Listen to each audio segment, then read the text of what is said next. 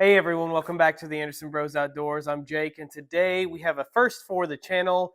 We have a nitro or gas-powered vehicular, the Team Losi Racing 8 buggy.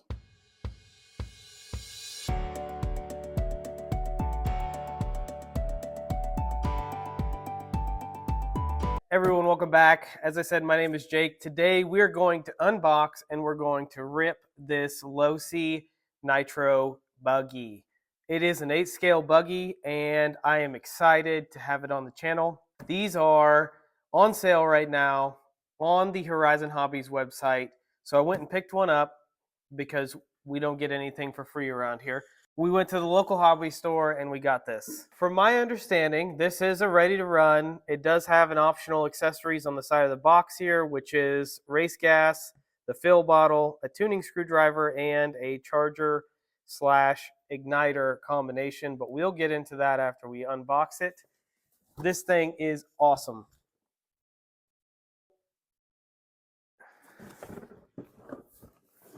What do we have here on the box? So it is, as you can see, it is red and yellow. It has a Spectrum, terrible servo, nobody really cares. There's really not a whole lot of additional information on here. There's a aluminum chassis, Dynamite 0.21 nitro engine with pull start. I have no idea what that means. It does have sealed metal geared transmission and diffs. So it does have metal diffs and transmission, but nobody really cares about that. Let's open it up and see what this looks like because we're excited. The lid is coming off. All right, man, look at this. This thing is massive. Look at the heat sink on this sucker. And this is everything in the box. You can see that the wing does not come on it. So the first thing we'll notice here is this booklet. It's rather thick. It's got a Losi sticker and not much else. Let's go ahead and pull the truck out. This is the buggy with the boxes. You can see that these boxes are kind of beat up. Plastic links here. You can tell definitely tell it's an RTR. There was a lot of plastic in a lot of places. Nothing in these. Like I said, they are pretty beat up from the car jostling around up and down. Wow, this thing is awesome. So there was a zip tie up here and a zip tie back here. The zip tie up here broke. And you can see this is the box that the car was riding on. I'm guessing that oil is from the front diff maybe? I don't know. Nice little aluminum plate there. Move this on over. Ooh. That is pretty nice. Just a couple of quick impressions. It does look like we have plastic shock bodies and caps, but they are adjustable, which is nice. I know some RTRs, like the RB10, does not come with those. That's interesting, that little nose piece. That'll break off real fast. Paint's really nice. So there's the pipe. We got the gas tank. Big old heat sink on the motor. We've got the Spectrum servos, one for steering and one for throttle and brake. I'm not a nitro expert by any means, but it almost seems like this would taco pretty easy because there's no center brace that goes end to end. I guess we'll see, huh? We'll take it out to the track and give it a go. I don't know the tech specs on this. I literally just bought this because it was on sale, and I've been wanting a nitro RTR like the MP9 or the 8 for the track that we have outside that we're about to take this to here in like 5 minutes or less. Picture it now because it's not going to be this clean ever again. It's going to be in the dirt. Servos leave some to be desired. I mean, for the money, you can't really beat any of it, at least initially, right? We're going to take it outside and we're going to durability test it and validate that. So you have your little intake tube that goes to your carburetor, that goes into your motor, and then you've got a clutch here. I assume this is probably a battery pack, and this is your receiver. Your batteries will go in there. We've got the box that it was sitting on, which feels like it has stuff in it. Dump it out. We've got the wing, looks like with some more stickers. We've got a tool and some batteries, which I assume comes from this box, and I'm guessing this is the radio. Being a Horizon Hobbies product, this is likely, indeed it is, a Spectrum SLT3. Pretty decent radios, can't complain. We also got some Omega nitro fuel, and then I also got a Team Losi Racing glow charger kit plug-in for it, but it is in the charger or on the charger right now. We're going to see what electronics are required to run these servos. We're going to read the directions on what the break-in looks like on these, because I do know from many moons ago when I had a nitro stadium truck that there is break-in procedures. We're going to try and follow that, or at least read it. We might not follow it. We just Wild West things around these parts. We've already established that this is a 1.5. I don't know why I keep grabbing the 2. They're not tight, but they are definitely firm. So I'm gonna make sure you don't have something that's gonna strip out on you really easy. Oh, nice. It even comes with a speed pack. I don't know that I have a charger for that. Don't drop your screws in there because they will be lost forever. I do have these ProTech 2S batteries, and of course the JST is not going to slide in there like we want it. I'm going to solder this on here real quick, and it's just going to be, we have a connector. Boom. All right. Going to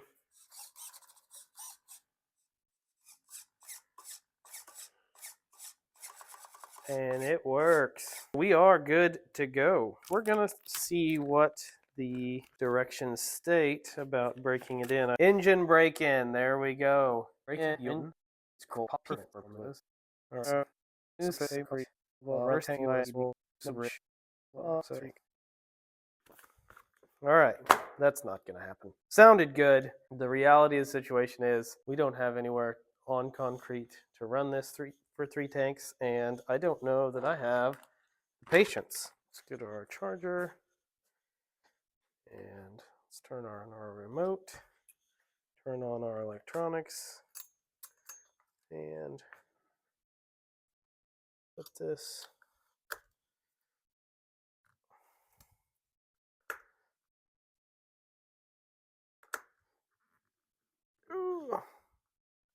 there we go. That is interesting.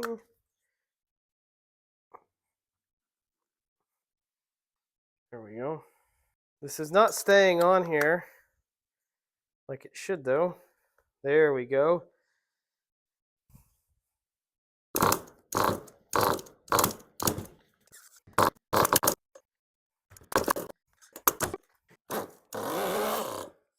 There we go. There we go.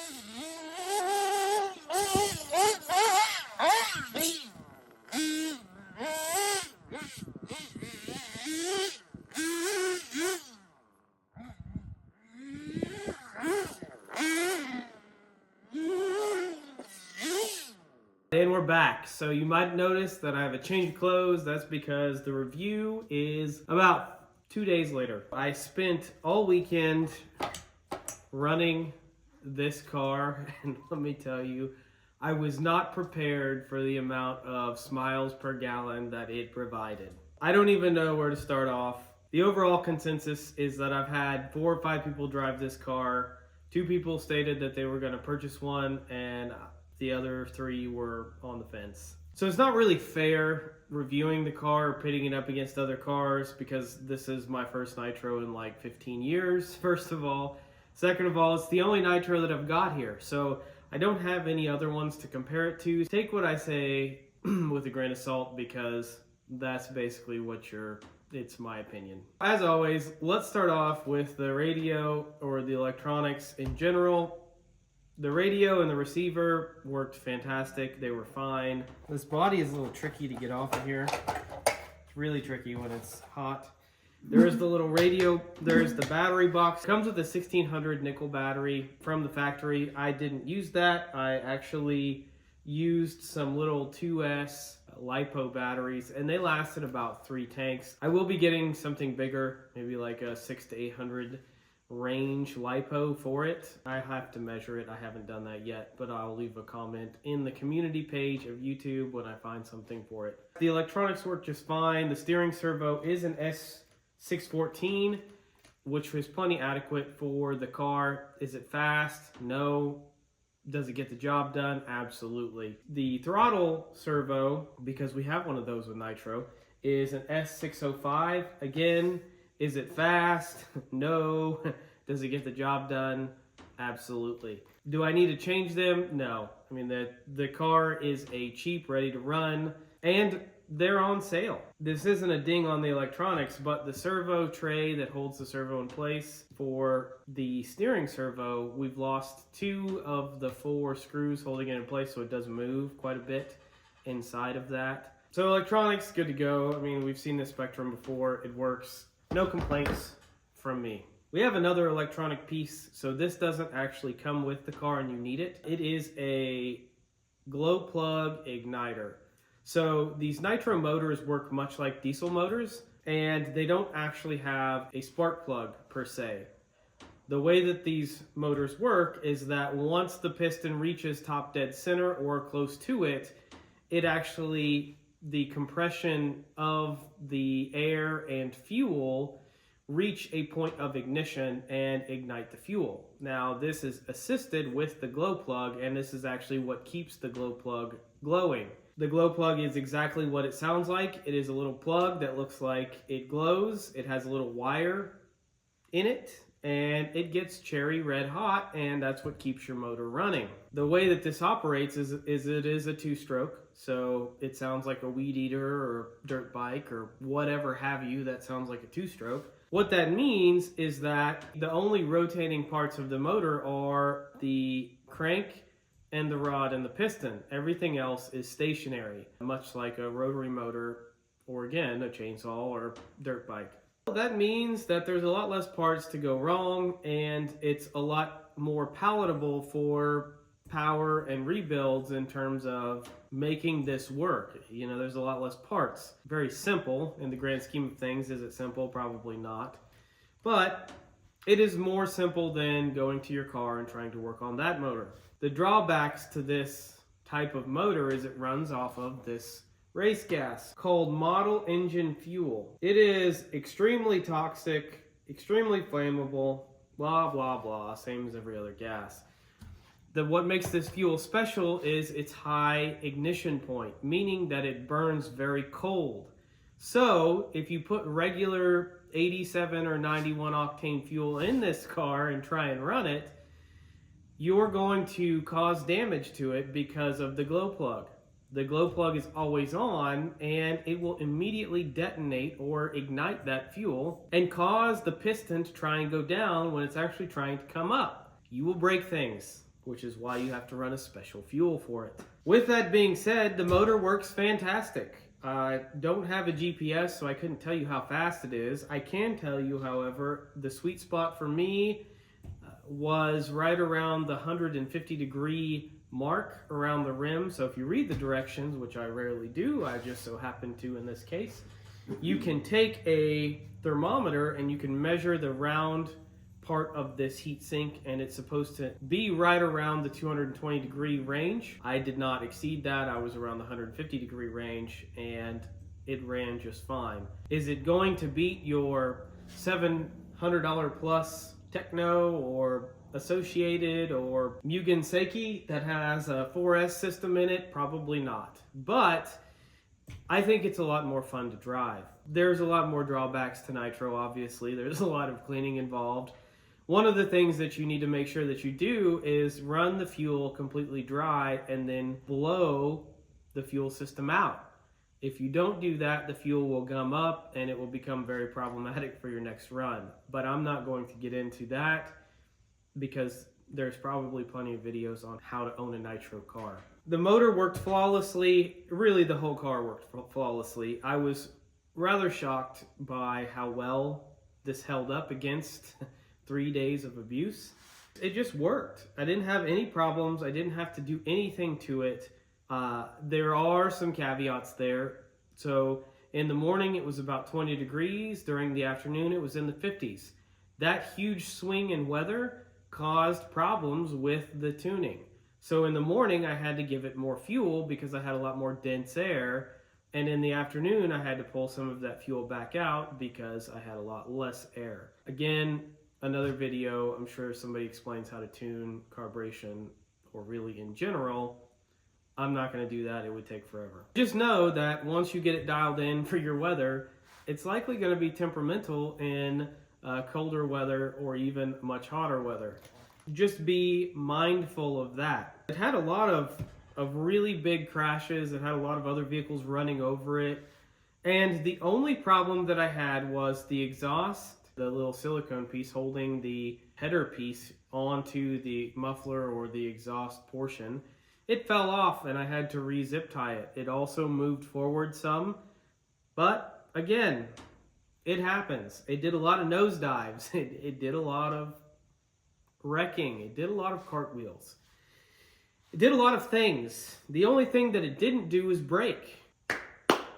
Hats off to you, Losi, for creating a entry-level nitro car that is basher ready. Now, don't go bashing it at the skate park and thinking that you're going to jump it 5,000 feet in the air and come down on concrete and or dirt and it's going to be okay, because it probably isn't going to survive that.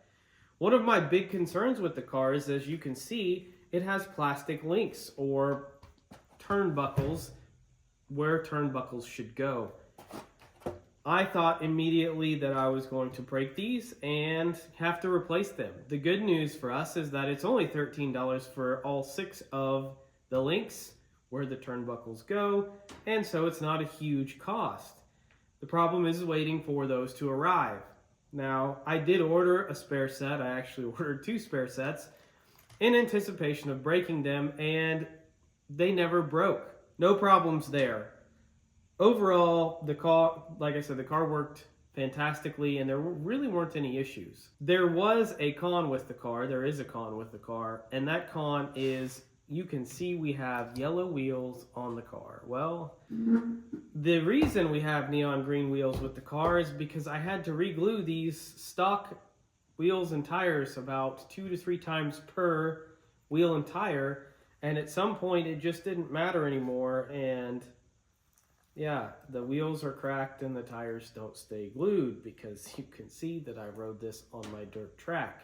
I would say when you purchase the car, just assume that you need to purchase a set of wheels and tires with it. Now, these wheels and tires are, I believe, TZO, links in the description below. For the set of 4, they cost $65, which they work fantastic on the dirt track that I have. I have ran that track probably 20 batteries through the Techno up here, and I ran, well, you can see how much gas I've gone through. This was a full gallon when I purchased the car, and we've gone through almost 2/3 of it, and most of that is with these tires. They held up very, very well. That is the only complaint that I have. are these wheels and tires. Literally the only thing that I have to complain about with this car. It just works. It just works right out of the box. You don't, the other thing that I will commend Losi on is their instructions are fantastic. Everything from break-in to tuning, all of it is fantastic. Now, I obviously did not follow the break-in to the T, and I would highly recommend you do that because that's just, you know, the recommended way to do it. I will continue to drive the wheels off of it, and all this car makes me want to do is get more nitro cars because, you know, why not? This car's fun. The other one should be fun too. I don't know. The overall outcome of this car is that I gleaned a couple of things. The first thing, it's a lot more fun when you can hear the car and what it's doing. It relates to a lot more real life in a one-to-one car. When it's barely on the gas, you know it because you can hear it. And then when it's on the gas, you know it because you can hear it. The other thing that I really noticed with this car that I actually really enjoyed a lot is that unlike the electric cars, the response is not immediate. So for example, it's very hard for an average person like me to run something like these up here that are electric and are really very capable out of the box. You run out of talent, or at least I run out of talent really quickly, and realize that I'm terrible at braking, I'm terrible at cornering, and I'm terrible at a lot of things that I shouldn't be terrible at when I'm on a carpet or a dirt track. For me, nitro takes some of that out of the equation because when you hit the gas, you have to wait for the motor to spin up. When I let off the gas, the car automatically decelerates because it's got a clutch and it slows down a little bit slower than an electric car. When you let off the gas, it decelerates a lot faster because it's a straight pinion and spur mated up to the transmission. This has a clutch in it, and when you car in neutral or take your finger off the gas, there is no resistance anymore. It just kind of coasts. It's a lot more real-esque in the sense of racing or driving, if you will, which makes it really fun to me. And I will probably have finished that gallon of fuel before I have owned this thing a week. And I will probably have purchased another gallon and gone through half of it before that first week is over. I will leave everyone with this. The car is fantastic. There's a reason that it has 5 out of 5 stars on the Horizon Hobbies website. However, there are some things that you should know before owning nitro. If you are unfamiliar with RCs and or nitro specifically, this would be the car to get for your first car. Just know that it's like getting your first pet. There's a lot of responsibility that comes with this car in order for it to function as it should. One example of this is the air filter. Do you see that? It looks terrible. Have I cleaned it? No. Am I gonna clean it? Yes. That's just one of the many things that you have to do when owning something that is as complex as a nitro RC car. Before you run out and buy one, just know that with great power comes great responsibility, and this thing will hold you accountable. There we have it, folks. The Losi 8 RTR on sale right now, maybe. More videos to come of this. Thanks for watching. Feel free to drop a like, and we hope you have a great day.